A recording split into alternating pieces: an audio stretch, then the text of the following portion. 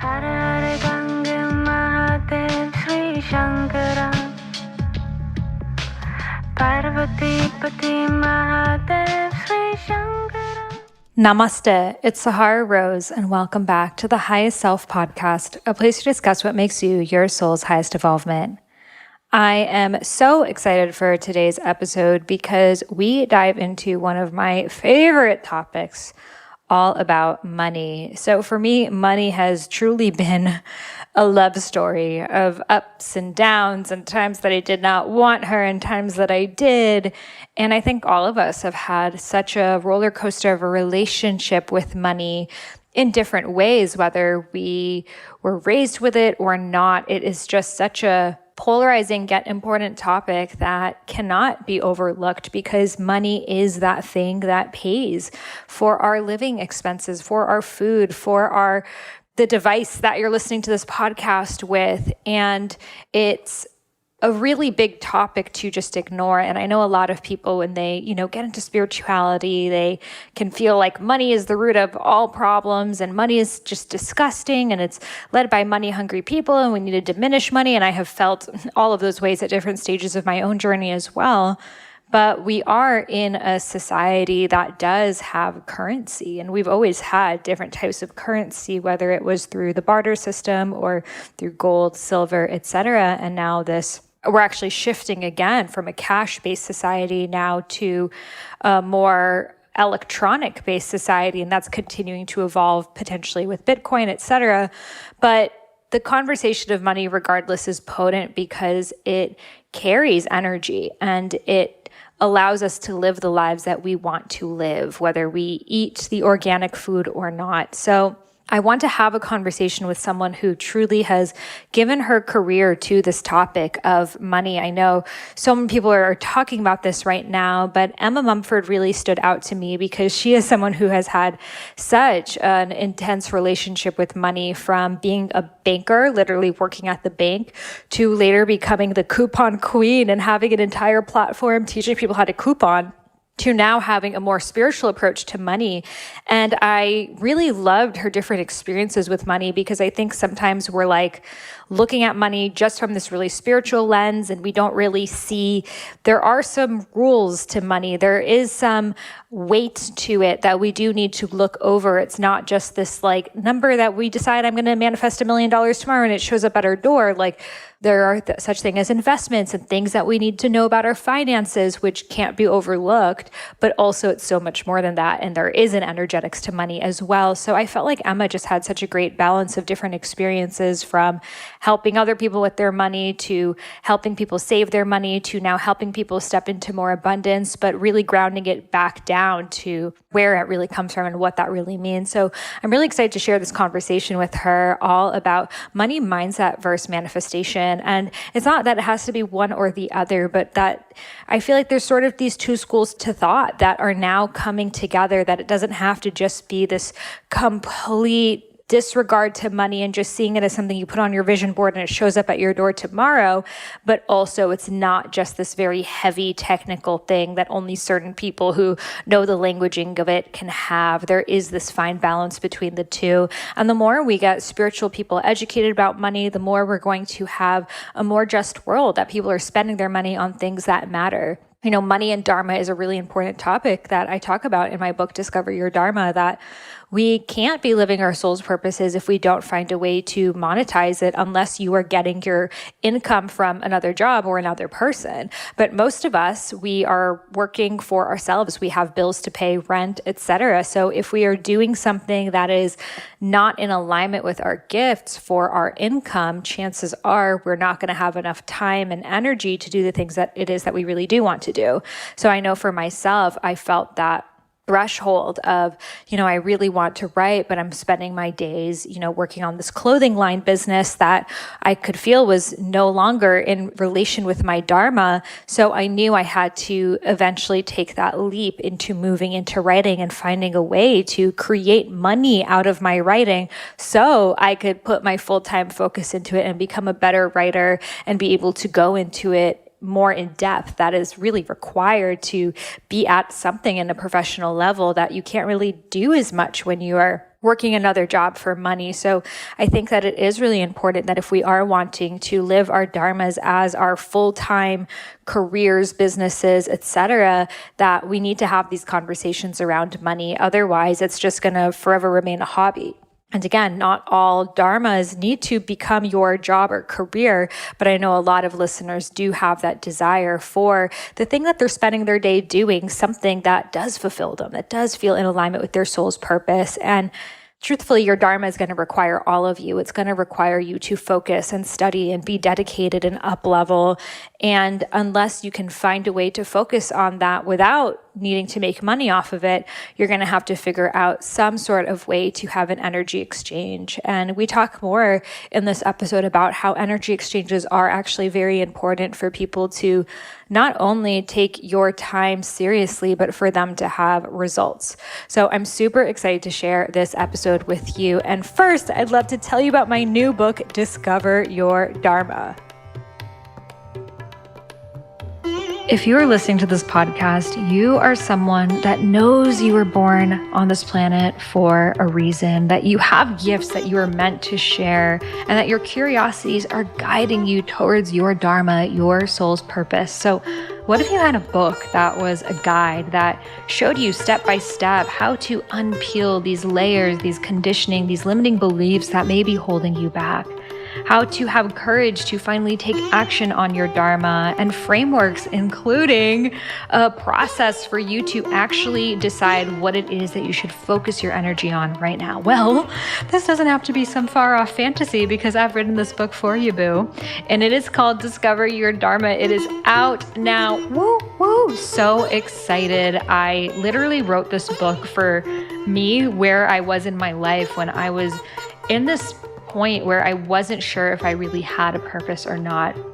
I wasn't sure if it was some like fairy tale they tell you as a kid, like follow your dreams, and you get older, they're like, oh no, that was like Santa. You weren't actually supposed to do that. And how to actually make a living doing it, especially if you're someone who's multi-passionate, you don't know what it is to focus on. So I bust through so many different obstacles that I've overcome, from confusion, from not knowing where to start, from feeling like you're not good enough, smart enough, etc., and how to move through them in a way that really gets to the bottom of these fears and allows you to see that your obstacles were your soul's curriculum to help you embody your dharma. So every single person I know that has read this book, whether they are living their dharma already or not, has walked away with a deeper sense of what their dharma is. And I'm so excited to see the effects it has in your life. So I've created epic bonuses for you to go alongside this book. I have my Discover Your Dharma meditation practice, my Dharma tapping practice, which is EFT, and my Dharma embodiment practice, where you'll actually be dancing your dharma with me. And I also have a virtual book launch happening on February 4th, where I'll be answering your questions on Dharma live. And if you're listening to this after February 4th, you will get that replay. So to get all of those bonuses, head over to iamsahararose.com/dharma. That link is in the show notes. You'll be able to order the book, submit your receipt, and get those bonuses in your email right away. Again, that is iamsahararose.com/dharma. That link is in the show notes, and I'm so excited to share this book with you. Now, without further ado, let's welcome Emma Mumford to the Highest Self Podcast. Welcome, Emma, to the Highest Self Podcast. It's so great to have you here. Thank you so much, Sahara, for having me. I'm super excited to be here today. I'm so excited because we're going to talk about some of my favorite subjects. Two earth signs get together. We want to talk money. Yes. So the first question I'd love to ask you is, what makes you your highest self? I love this question. I love it. And even when you said it just before we start recording this, I was like, oh, that's such a good question. I think what makes me my highest self is, I guess, learning more about myself each year. I think, when I first came onto this spiritual path, I was like, right, how do you become in alignment? How do you become your highest self? And it was almost like this challenge to be like, right, how do I heal this trauma? How do I let go of all of my past and become this higher self? And what I've realized along that journey is that it all unfolds exactly how it's meant to, and that healing is not linear. That's the biggest lesson I've learned. And that what makes me my highest self is being my authentic self and learning who I am as a person and what, who my true essence is. And, I found that through healing so much along my own journey, especially this year as well. And each year I always say, like, I meet a new version of myself, which I'm sure you can agree with yourself, Sahara. I'm sure anybody listening can agree with. So I think for me, what makes me my higher self is my experiences, my healing, my learning, and knowing myself deeply as well. I love that. I have this journal that I keep every day. And every day I'm like, it's like one of the prompts. It's, what do I love about myself? I'm like, that I grow. Like, that we just grow. That's all we're here to do. We're just here to grow. And it's so simple, but it's also going to keep life interesting, because it would be so boring if you had everything figured out all at once.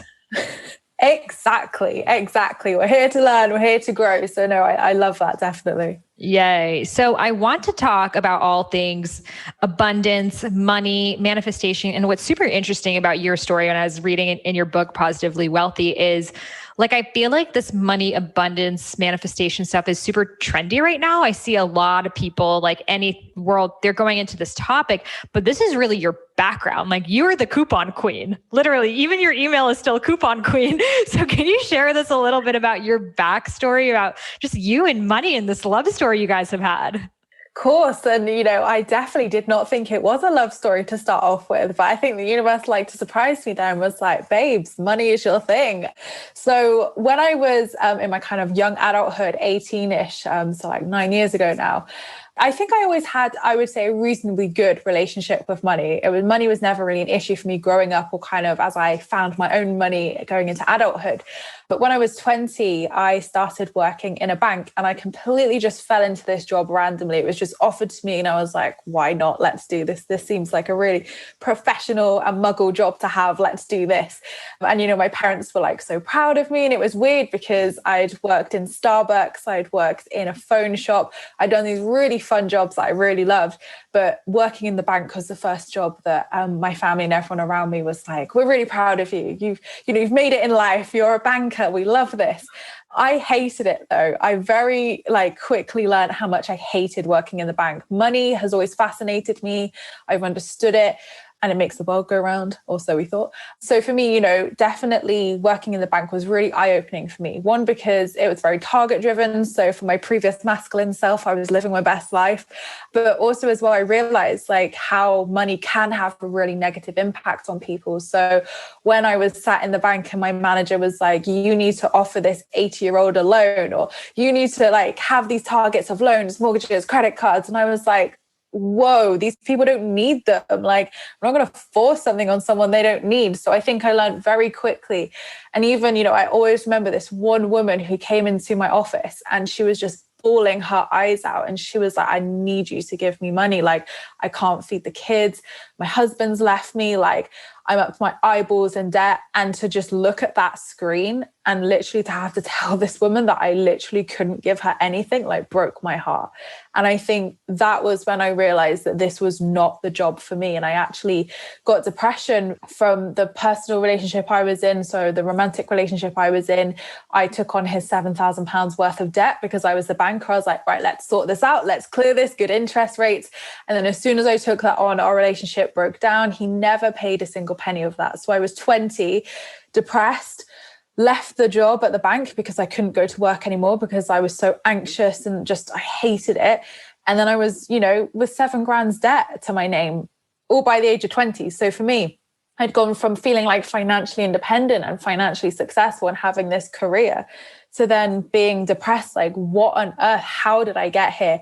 And then, having a relationship breakdown and also having to clear debt, which wasn't even my fault. It was from his past. And I just took it on to help him because I loved him. And, here I was having to clear that as well. So what then spurred me on to be coupon queen was I had to clear this debt. And I was like, right, take action. How can I turn this into a positive? And I was watching TLC one day and good old extreme couponing came on the show. And I was like, wow, if these people are saving all this money and, getting out of debt, I should be able to do this. And here in the UK, couponing was very much not spoken about. There was a couple of people at the time back in 2012 when I started this who were doing it, but it was not spoken about. And I thought, right, if the Americans can do it, I can do it. So I started like researching and finding all these coupons and started up a little Facebook page after much pestering from my friends, because they were like, come on, Emma, you could help loads of people with this. And the Facebook page just took off massively. Within 6 months, the press were involved and they were nicknaming me the coupon queen. I was presenting on This Morning, which is a daytime TV show here in the UK, giving money saving and couponing tips. And again, like, I didn't have a qualification for this. This was experience. This was integrating that banking history mixed with couponing and money saving with a little bit of mindset, definitely. And it felt so much more rewarding to help people get out of debt and help families who were struggling rather than putting them in debt at the bank. So I definitely feel like, Dharma wise, that I was definitely living a truer Dharma in my couponing business, because I was actually doing good and helping people. So I sold my business back in 2018. I ran it for 6 amazing years. I loved it. And I will always be coupon queen at heart. I love a good bargain. I love a discount. It will stay with me forever. But I knew the company had outgrown me. It needed a team of people. And I think in my heart, I'd had my spiritual awakening by then. And I knew that I wanted to help people in a slightly different way. So for me, I would have said I put my money crown away for good when I became Spiritual Queen. And then at Spiritual Queen, my first book's launch, The Psychic We Hired for Entertainment, was just saying, your next book's going to be about money, Emma, don't you? And I was like, no, it is not. Like, I am not coupon queen anymore. But here we are, Positively Wealthy's been out. And I wrote a book on money. But what I found was that although the focus was money to start off with, actually going along that Positively Wealthy journey myself, I learned that wealth was so much more than money, and what it meant to truly be positively wealthy and experience money in a whole new way. I love that so much. And it truly is like the obstacles that your soul needed to experience. And I'm sure so many people can relate to being at that rock bottom moment of relationship ending, in debt, losing your job, not knowing what to do, and feeling like, how am I going to ever move past this? And it's so beautiful to see how, if you didn't have that experience, which is probably the experience that you end up talking about the most, right? That people are like, how did you do this? And it's talking about that. The one thing that you probably didn't want anyone to know about you is really the thing that people want to keep knowing about you, because it's what made you who you are. So it's just such a beautiful example of Dharma in action. Absolutely. And, it wasn't great to admit and sit there. Yeah, I took out a loan for the guy I loved at the time, and I took on his £7,000 worth of debt. Because obviously now, like, when I have children, if my daughter was ever to do that, I'd be like, no. And obviously, I was learning. I was, 19, 20 at the time. So I was learning these life lessons, learning how money worked, learning how love worked as well. And absolutely, we always have this joke that, the men in my life shaped my life, because obviously when I had my second breakup, I actually got in a bit of debt with him as well. Again, didn't learn the lesson the first time. He started up the spiritual business. He spurred me on to start the spiritual business. So really, my biggest lessons in life, which has been money and love, have actually given me the biggest lessons in life. I love that so much. And yeah, I can definitely see in life, sometimes it's like your romantic relationships are the breadcrumbs that needed you to get to wherever it is that you were meant to go. So totally agree with you. So I want to talk about manifestation versus financial literacy.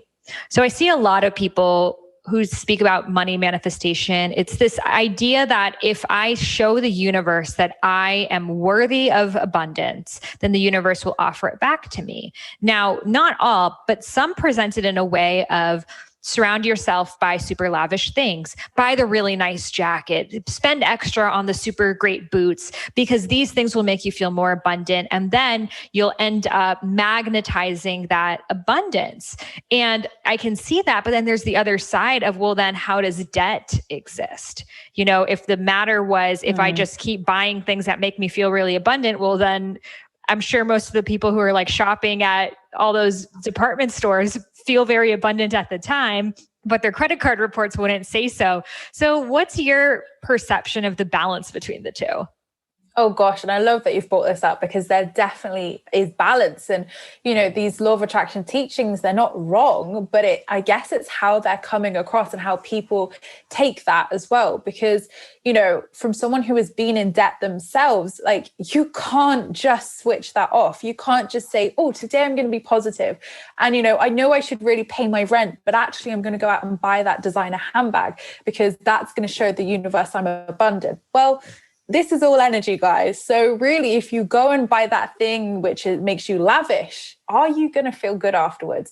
When you get that item home, are you going to look at it and think, oh my gosh, I can't even pay my bills now? Or are you going to think, oh, I feel really good with that. That was a really great purchase that brings me joy. So one thing I always say, which is one of my top tips in the book, is mindful spending of this is all energy. So scrap what you think you know about that advice, because if it does not make you feel good, you will not attract anything. So I have had clients come to me who have spent little amounts or even eye-watering amounts, and they're like, Emma, it's not working. What am I doing wrong?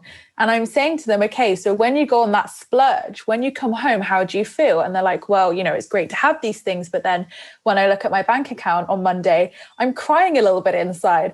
And I'm like, well, this is the thing. You need to be looking at your bank balance and feeling peace, feeling joy. Even if you're not where you want to be, you have to have acceptance, and you also have to feel good here and now for the law of attraction to work. As we know, money is the same as anything else. However you manifest love or anything, free coffees, free puppies, whatever, it's all the same energy. So mindful spending is so, so good to use.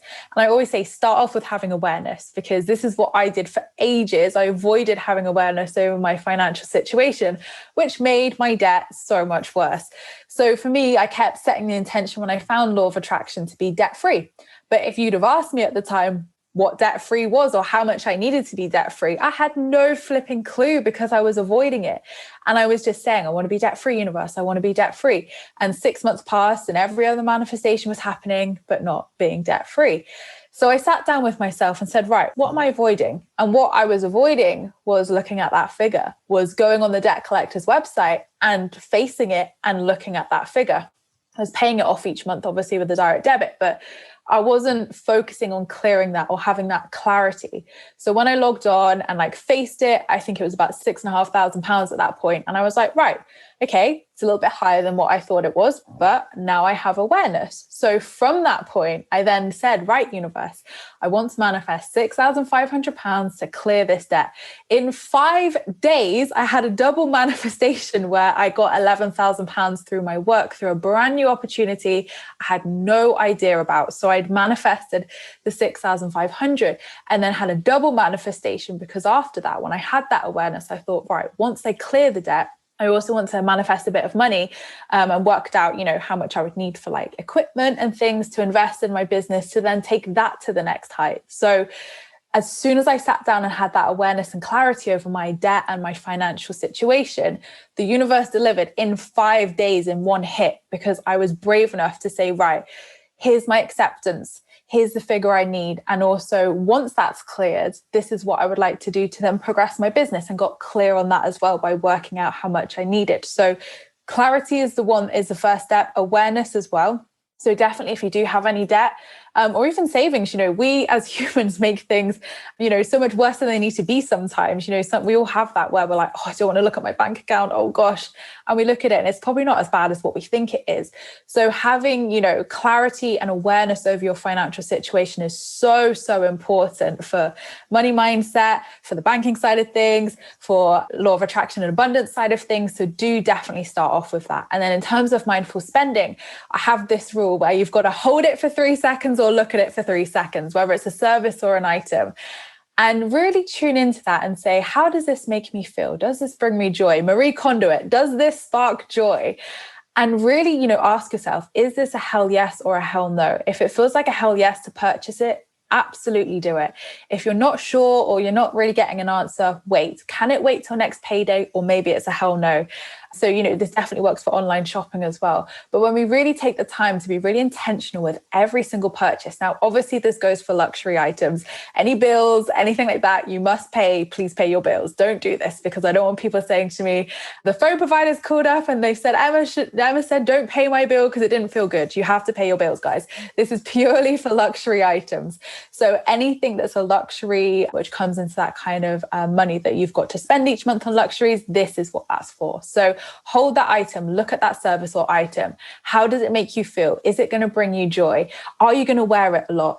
Are you going to really enjoy eating that item? Whatever it is, are you going to enjoy that day out? Whatever it is, really sit with it. Because when we're really intentional and we're mindful with our spending, we're bringing that positive, abundant energy into every single transaction. So even if your money is going down, then when you log into your online banking, you're not going to sit there in fear, and you're not going to sit there regretting everything. Everything around you and every purchase on your online banking, for example, is going to feel good. So you're going to feel good when you're looking at that bank balance, which is what magnetizes new money to you, not out of fear when you're just being told if you spend that money, it's going to magically come back to you. You have to believe it too. So mindful spending is one thing which I'm like, do it, guys, because it will change your life and change how you interact with money as well. I love that so much. So a lot of people talk about debt, and there's many different opinions on it. Some say it's good to get debt if you're investing in yourself, you're investing in your education, it's worth it. Debt is not so much of a bad thing as long as you'll be able to pay it off sometime in your life. And some people say absolutely avoid debt at all costs. What is your take on good versus bad debt?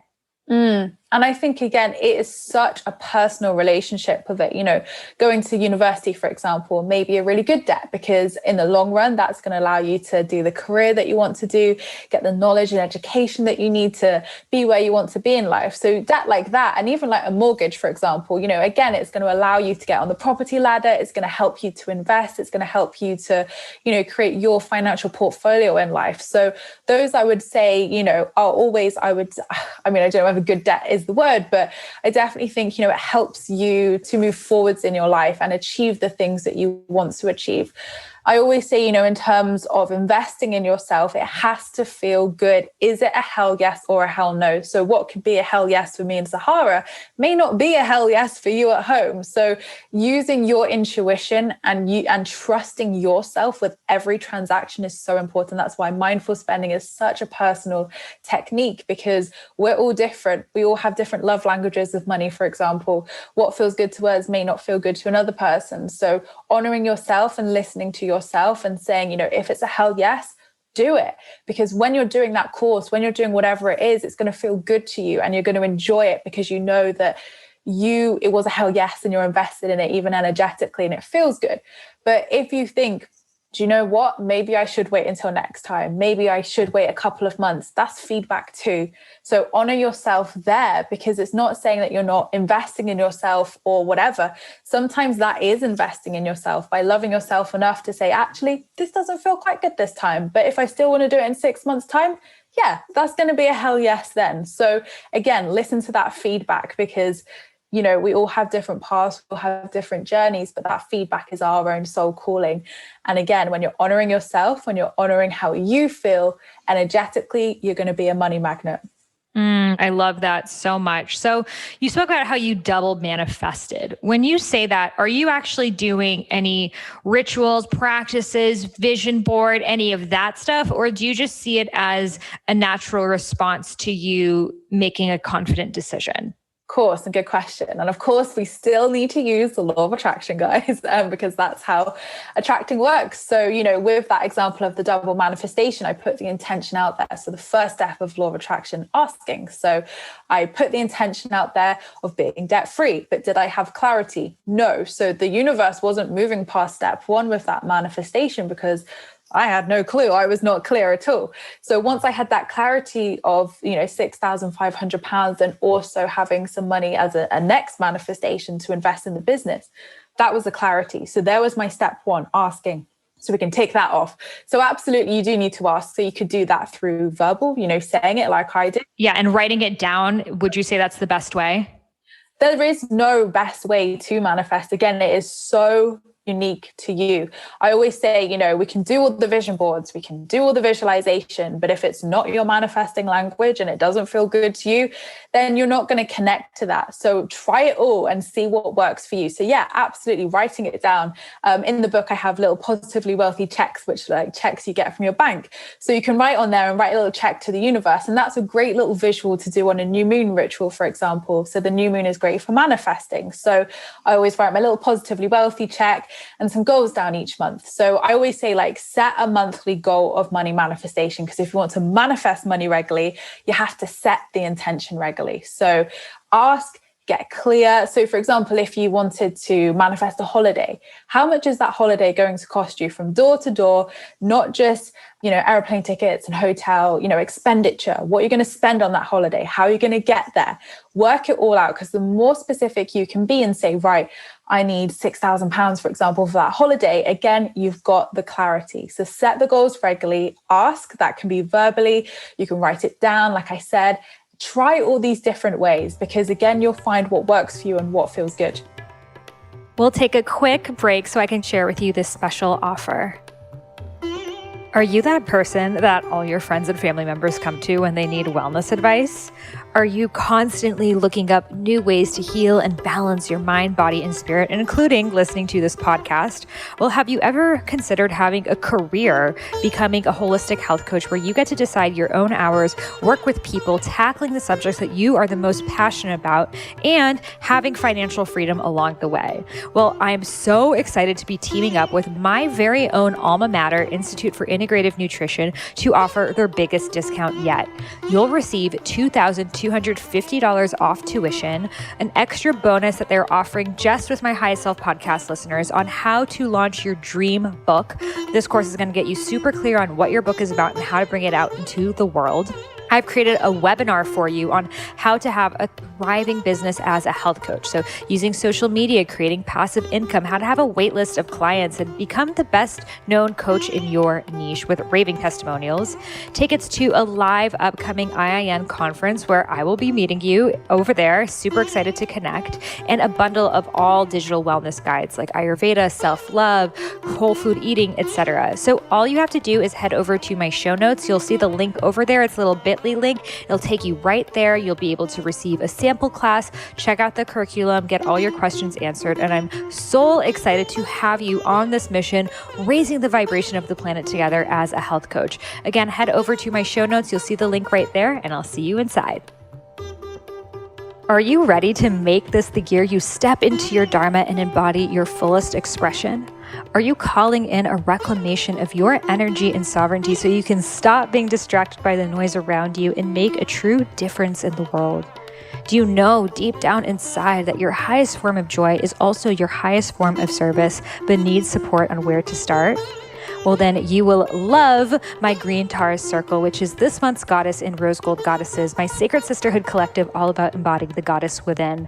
Green Tara is the goddess of compassion in action. She is all about aligning with your sacred doing. We know what this year feels like, not being able to truly take action towards what matters to us, for feeling overwhelmed by what's happening in the world and really disconnected from our divine feminine essence. So this year is all about reclaiming that energy so you can live a life that is true to your soul. So you can look back on this year and see that not only was it your most joyful, but you were actually able to help the most people in the way that only you can. So if you are calling in more compassionate action, more sisterly support, more divine feminine knowing, then come join us in this Green Tara Circle. You can find all the information on rosegoldgoddesses.com/Green Tara. The link is in the show notes, and it's also included in your membership of Rose Gold Goddesses, which you can also find at rosegoldgoddesses.com. So when you're asking, can I just go for $10 million like right away? Or should it be like increments of like I'm just like 10 mil, please. Yeah. Or should it be increments of like what feels like the next, maybe a little bit expansive, but also reachable step? Definitely. And hell yes, let's call that in, Sahara, for sure. Just going straight for it. Yeah. Claim it. Yes. And again, it all depends on the person. If 10 million pounds or dollars felt good to you, why not? Like a lot of people put these big goals on their vision boards, which is great. And vision boards are more designed for long term. They're not really designed for like the next month or 6 months. It's more like the overall picture. So for instance, when, I had a client very recently who wanted to manifest £10,000 for their home renovations, and then they had it on their vision boards and they were like, it's just not coming to me. So I'm like, okay, what actions are you taking each month to manifest that money? And when do you need that money by? So for her, I said, how does £10,000 feel to you? And she was like, well, it's big. it's a big amount of money. Like, I don't know how that's going to come to me.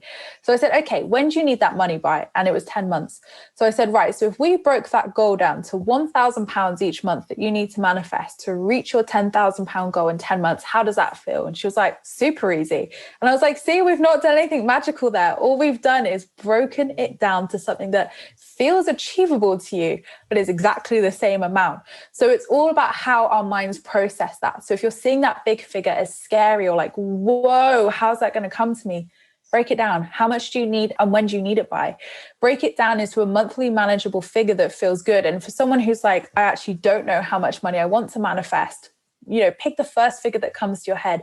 When you're writing your monthly little check or whatever, your monthly goal, pick a number. What number feels good? How does it feel to you? If it feels good, write it down and trust that. So use your intuition, but also break it down if it feels too big or like, whoa, that's a big amount, break it down. That's all that needs to be done. Totally. I love that so much. And I think that oftentimes, a number feels so big for us that we have this like, but it's never going to happen energy with it. So then you're not really like actively going for it. Whereas if you feel like it's attainable. Now, my question, and I know a lot of people who have jobs, like corporate jobs, they're like, well, how am I going to make an extra $1,000 a month? I have a salary. What do you suggest for that? Broaden your horizons, babes. That's what my suggestions are. So money can come to us in so many ways. But again, a lot of people are like, must come from income, refunds, inheritance, gifts. We know the kind of obvious money manifestations there. So again, if you are in a salary job, think outside the box. You might get a bonus, you might get a refund, you might have inheritance, or, someone might gift you that money. But also, as coupon queen, I'm going to broaden everyone's horizons even further. Yes, it's about new money that can come to you, but also money staying in your bank account. So coupons, discounts, freebies, I'm calling it all. These are all money manifestations as well. So say, for instance, we just had Black Friday, for example. So you saved like 40% on the Christmas present that you were going to buy for your parent or whatever. That's 40% of your money that is staying in your bank account. So you probably would have bought that full price anyway, but that's 40% that is staying in your bank. So yes, manifesting new money, but also money that is staying in your bank account as well. Get thrifty. I'm all about incorporating the spiritual, practical, and cognitive side of money. So again, budgeting is a great way to learn that money stays with us as well. And that's a money manifestation in itself. So one of my favorite little tasks to set people is an abundance log. And you can use this for all manifestations, but I personally love to set it for money. And there's not one person who has come back to me, hasn't been like, whoa, this has broadened my horizons and I am hitting those money goals. So I think a lot of the time people can say, right, I want to manifest $1,000 this month. And then they expect $1,000 to enter into their bank account, when actually it can come to us in small amounts or in the whole whack. There is no set rule. It's how we interact and our vibration with money as well. So if you want it to be very specific, obviously set that goal. But a lot of the time we're like, yeah, I just want to manifest $1,000 extra. So, if you kept an abundance log, and all that is over 4 weeks, each week, just breaking down what new money is coming to you, any money that's staying, like I said, through coupons, freebies, and discounts as well, and totaling up. So totaling it up weekly and then obviously at the end of the month.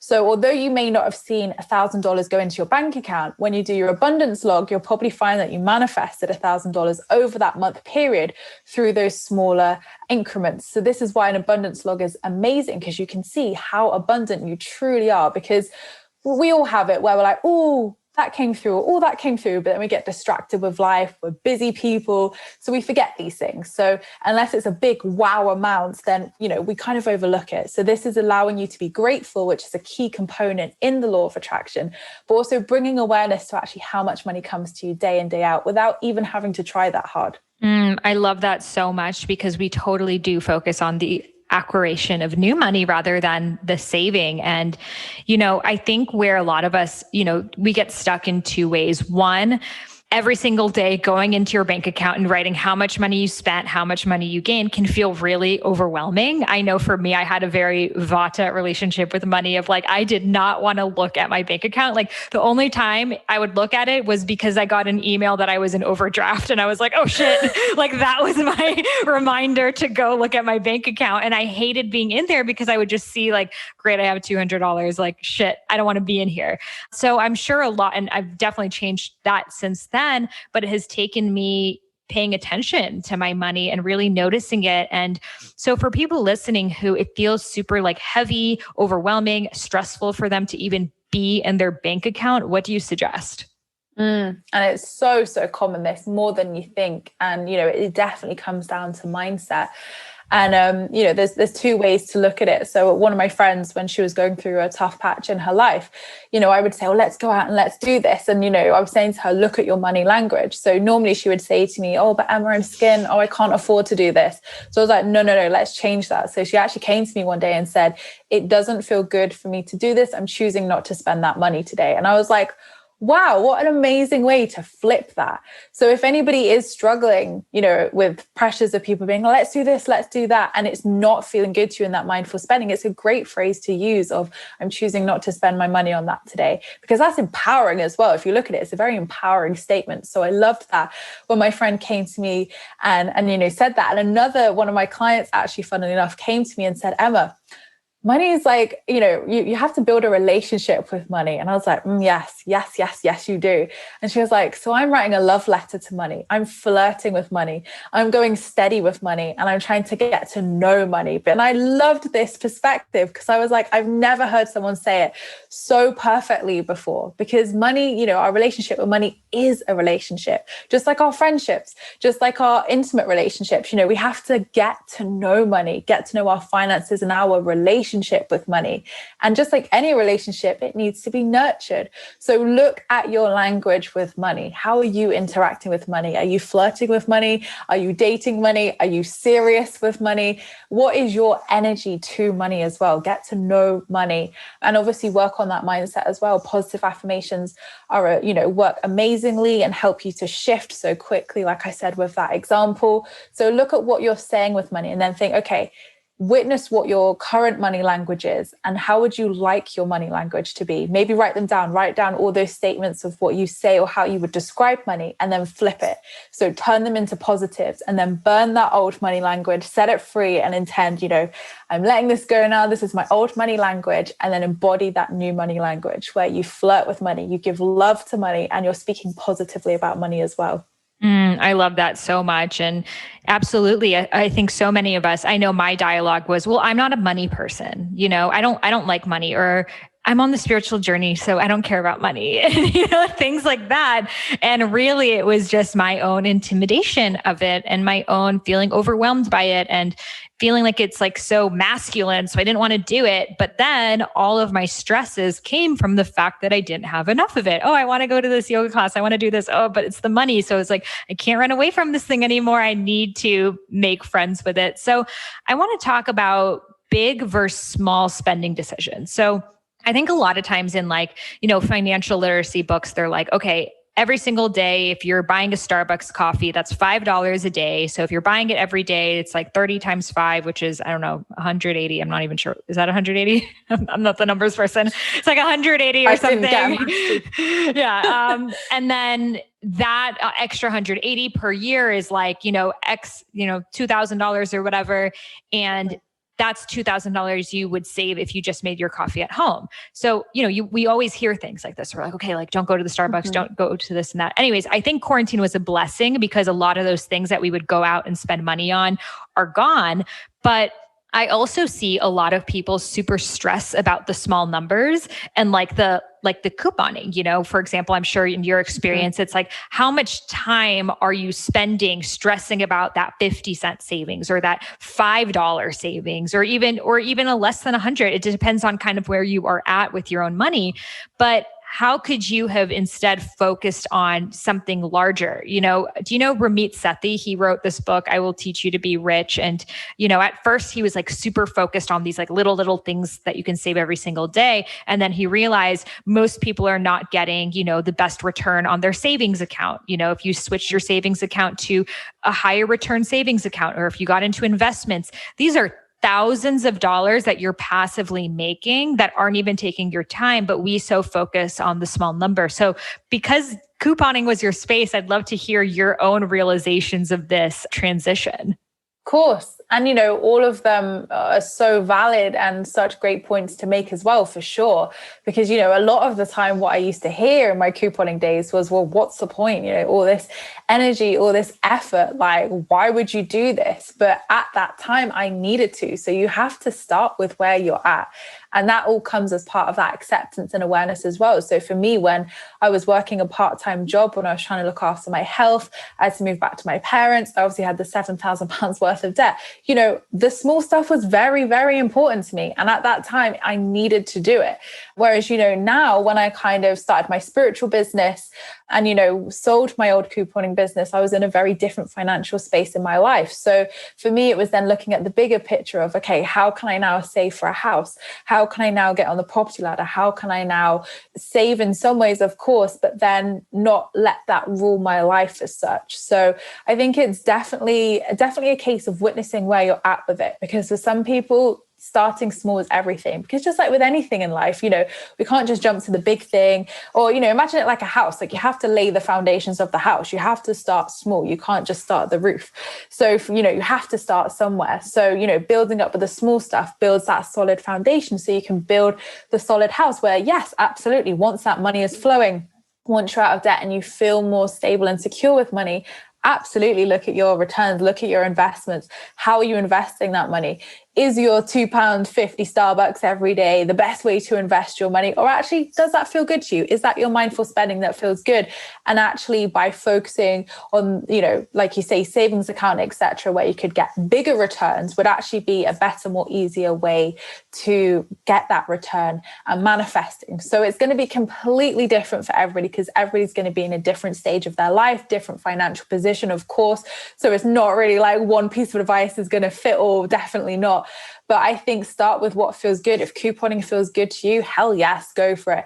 If, switching up your savings account, looking at ISAs, looking at locking that money away for a while, because it's actually going to help get you a really good return for when you're ready to buy that house, absolutely do it. Trust that intuition, do that research and see what feels good to you. But always, you've got to start somewhere.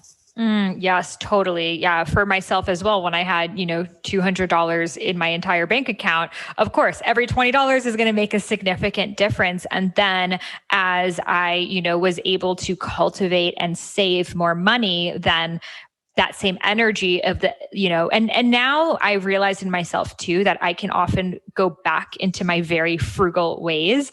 And like, for example, my husband, I think his North Node is in Taurus. So he's just like, he lives lavishly. And I am not, I am like the saver. So I will like be spending hours, like, let's say we want to buy a bed. I'll go on every single website, every single bed. And he's like, you just spent like 8 hours on this bed. Like, what did you save? Like $200. Was that worth your 8 hours? I'm just like, but I saved $200, so it's like hard, because when you train yourself to think a certain way, it's hard to get out of it. And I still do love my frugal ways, but it really does help you see the opportunity cost of how much time am I using to focus on this thing? And is it worth the amount of savings that I'm getting from it?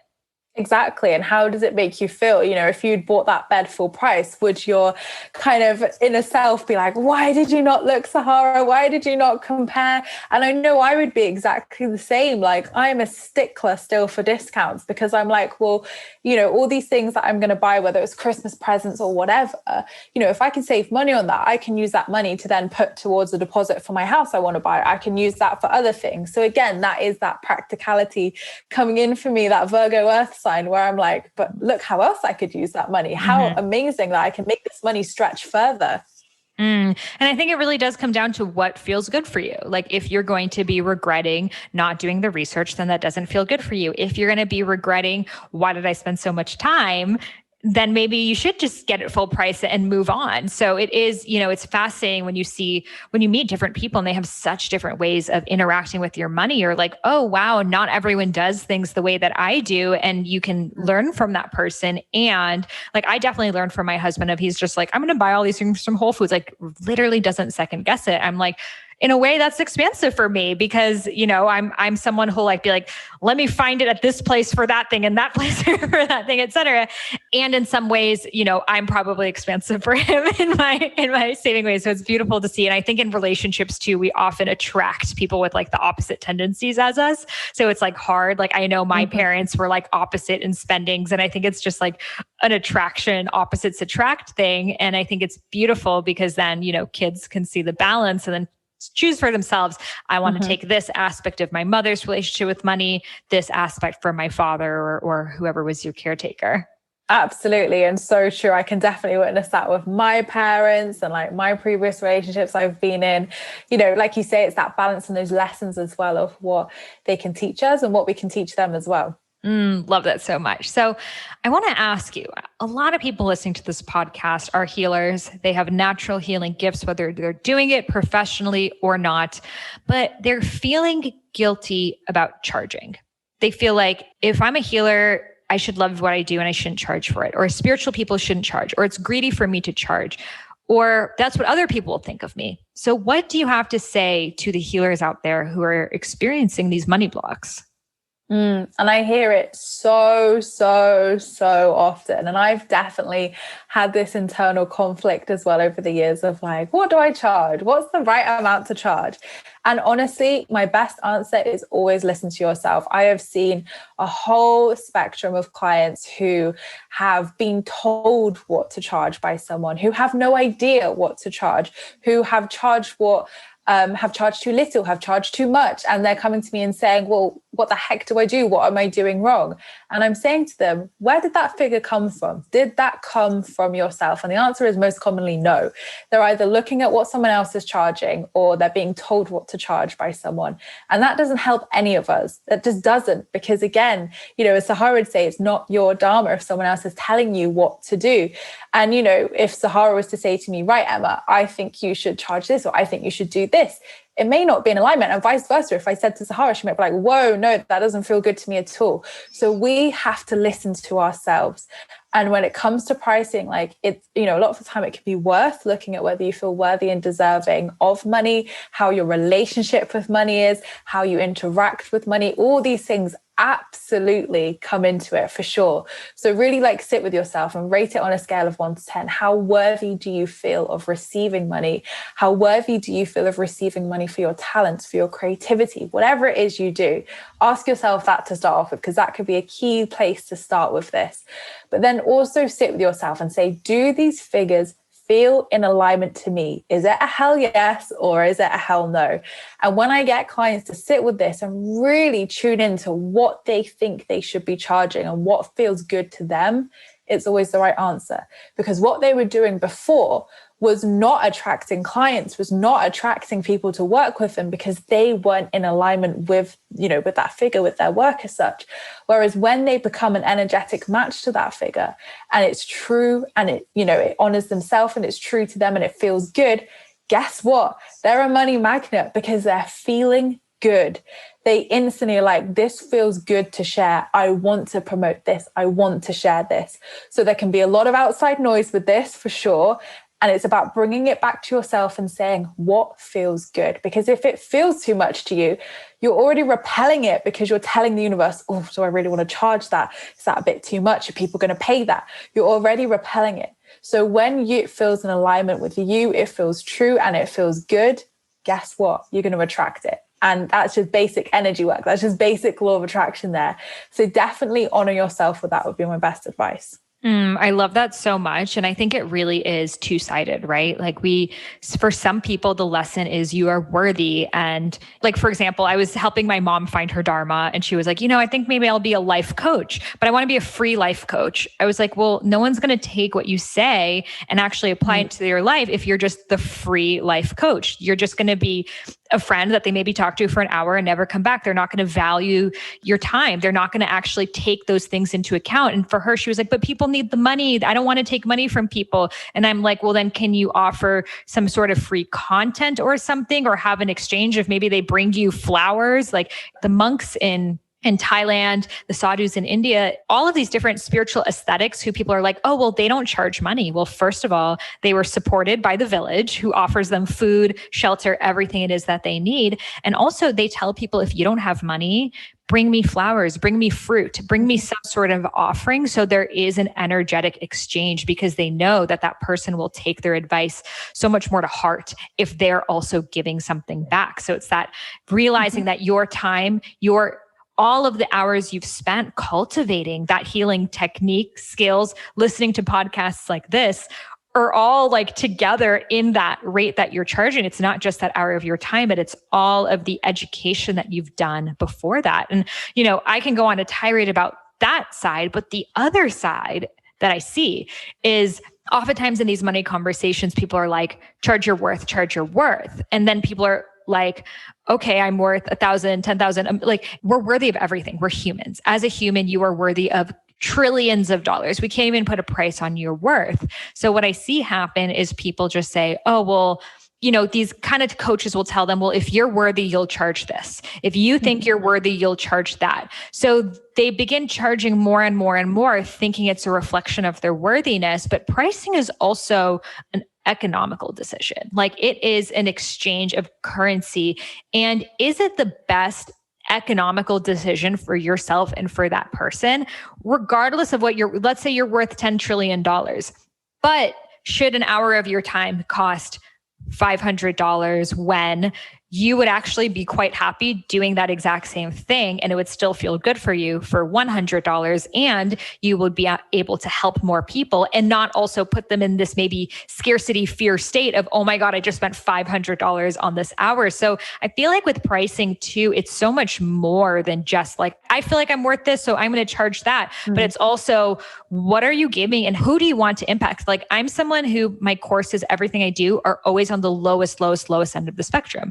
I feel good doing that because I would rather serve more people. Does that make me less worthy? No. So yeah, any tidbits you have on pricing? Absolutely. And I love everything you said there because it's so true. And I definitely resonate with that myself of, when worth is thrown around in the industry, it's like, well, like you say, we're worthy of everything in this universe. You can't put a price on worthiness.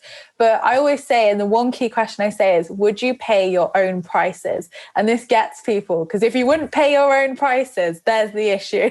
You need to feel in alignment with it. So ask yourself, would you pay your own prices for your experience, your knowledge, and everything you're doing? And start off with that. And then again, check in, does that figure feel in alignment? But again, it's such a personal journey. And I think, it's something all entrepreneurs and everybody who's in business sits with. How much should I charge for my products? How much should I charge for my coaching? How much should I charge for this? And really, there is no right or wrong decision. Of course, the entrepreneur in us wants to, like me and Sahara, be accessible to help people. That's what we're here to do, to help people. So why would we not want to help people and to, help people in numbers as well? Of course. But again, there will be some people who want to pull back a bit and actually work more in one-to-one settings. So actually putting a higher price point allows them to have that more intimate setting. So again, it's totally personal to the individual of your working style, what you want to do, what feels good to you, of course. But again, I don't think there is a right or wrong answer here. It's what is best for you, because when you're in alignment with that figure, with that pricing, with whatever it is, you're going to attract everything that you're worthy of, whether that's in hundreds of sales or 10 sales. You're going to attract that because you truly embody it and know you're worth it as well. Love this so much. So where can listeners read Positively Wealthy, listen to your podcast, and connect with you more? Of course. Well, I would love to have you guys come and join the conversation. So please come and tell me all your positively wealthy stories as well. I'd love to hear. So you can find me on all social media platforms at I am Emma Mumford, which is MUMFORD, same as Mumford and Sons. And you can find me at my website, emmamumford.co.uk. And Positively Wealthy is out now worldwide. You can get it from anywhere that sells books, at Amazon, Barnes and Noble, etc. So yeah, in store, online, wherever sells books, you can find it. And also we've We've got a cute little journal as well now if you want to take. So Positively Wealthy focuses more on wealth of all kinds. So looking at manifestation and wealth in all areas of your life, whereas the journal is more money mindset focused. So if you want to improve your relationship with money and get good with money as well, then the journal is a great little nifty journal to have this Christmas. Love that so much. Well, thank you so much for sharing your wisdom with us. I loved it. I'm sure listeners got so many good, practical tips they can put into their life. And we're so grateful for you. Oh, thank you, Sahara. It's been so much fun. And thank you everyone for listening as well. Yay. Thank you. How good was that conversation with Emma? I love practical yet spiritual tips, just grounding down that earth with that cosmos. It is so important to have one foot in the 3D, another in the 5D. And I can keep making analogies about this forever. So be sure to check her out at Emma Mumford. And if you are looking for that thing to help you to get further in alignment with your truth, with your soul's mission on this planet, your Dharma, then check out my new book, Discover Your Dharma. You can head over to IamSaharaRose.com/Dharma to get the book right there. I got plenty of links, and you can submit your receipt to receive my Discover Your Dharma meditation, embodiment practice, tapping, and so much more. You can also learn more about your Dharma archetype with my free quiz at dharmaarchetypequiz.com. All of those links are in the show notes. I hope you have a beautiful day living your Dharma. And if you loved this episode, I would love to send you a free gift, which is the first half of my unreleased book,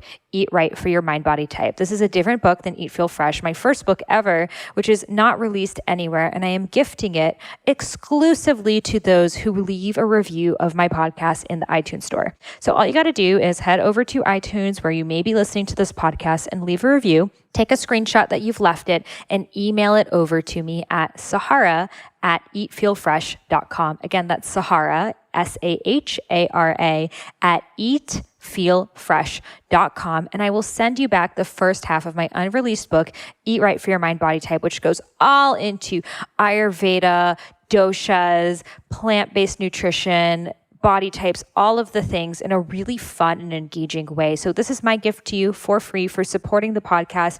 Every single review I personally read. It really helps the podcast be listened to by more people so we can raise the vibration of the planet together. And I am so grateful to have you on this journey.